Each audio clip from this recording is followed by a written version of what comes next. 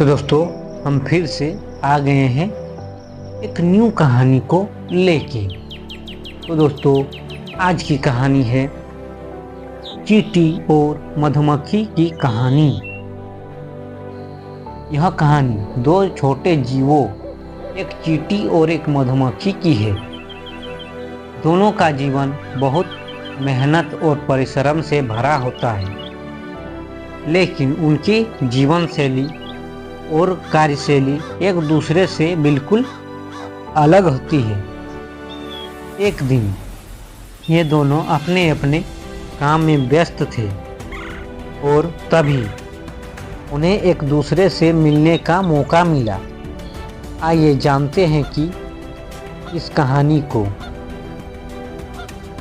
वह गर्मी का समय था, सूरज की तपती तेज थी और आसमान में से सूरज की किरणें धरती पर पड़ रही थी।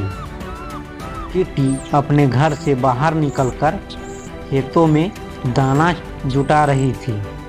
वह छोटे छोटे दानों को लेकर एक जगह से दूसरे जगह जा रही थी। उसका उद्देश्य था कि सर्दियों के लिए खाने का भंडार जुटाना, ताकि जब सर्दी आए तो उसे कोई परेशानी न हो। चींटी ने पूरी लगन से काम किया था और जल्दी ही काफ़ी सामान जमा कर लिया था। उसी समय एक मधुमक्खी भी पास से उड़ती हुई आई। मधुमक्खी अपने झुंड के साथ फूलों से अमृत निकाल रही थी। वह फूलों से धीरे और अमृत का रस इकट्ठा कर रही थी ताकि शहद बनाया जा सके। जैसे ही मधुमक्खी ने चींटी को देखा, उसने रुककर उससे कहा, चींटी, तुम तो हमेशा बहुत मेहनत करती हो, क्या तुम थक नहीं जाती हो?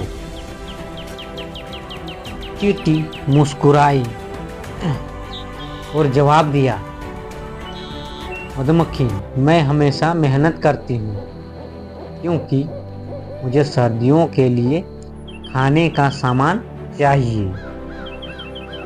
अगर मैंने अब मेहनत नहीं की तो सर्दियों में मुझे भूखा रहना पड़ेगा।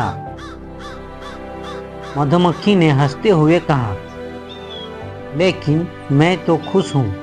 देखो, मैं फूलों से अमृत इकट्ठा कर रही हूँ। हम मधुमक्खियाँ तो शहद तैयार करती है और यह शहद पूरे साल भर काम आता है।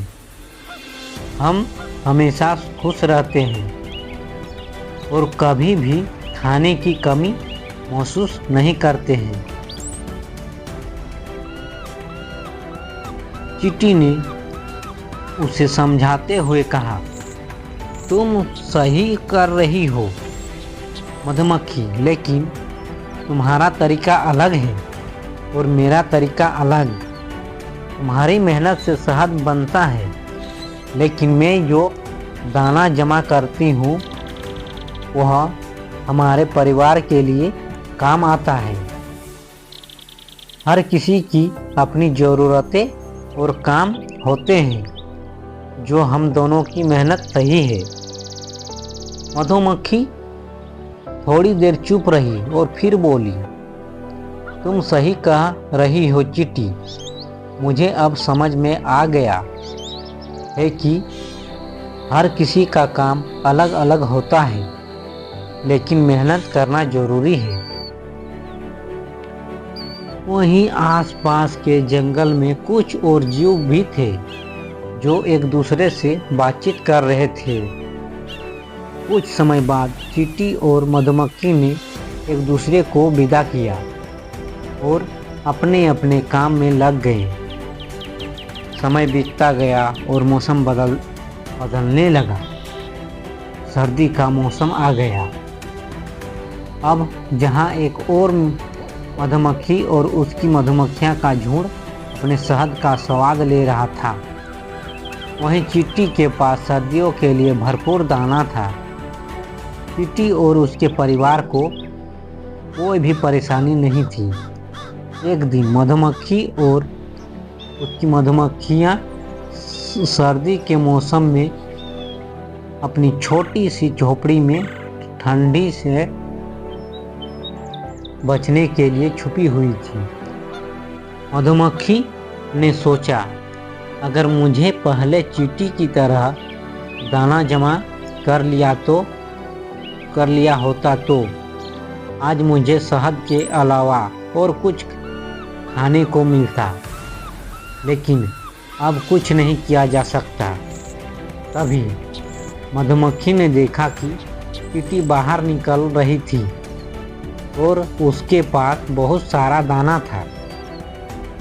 वह चहकते हुए मधुमक्खी के पास आई और बोली, देखो मधुमक्खी, मैंने तुम्हें पहले भी कहा था, मेहनत करने से ही सर्दियों में आराम मिलता है।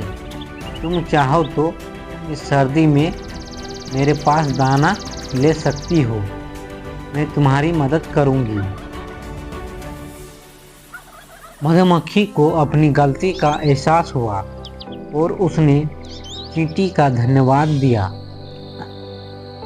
उसने सोचा कि अगले साल वह भी चींटी की तरह मेहनत करके अपने लिए शहद के अलावा कुछ और भी जमा करेगी, ताकि सर्दी में कोई समस्या ना हो।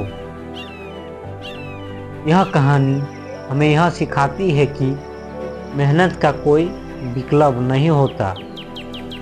हम जैसे काम करते हैं वैसे ही हमें उसका फल मिलता है।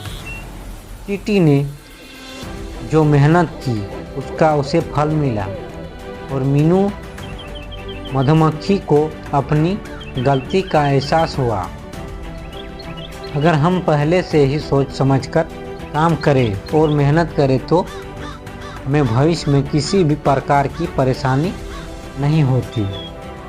तो दोस्तों, इस कहानी से हमें सीख मिलती है कि मेहनत करने से ही जीवन में सफलता और सुख मिलता है।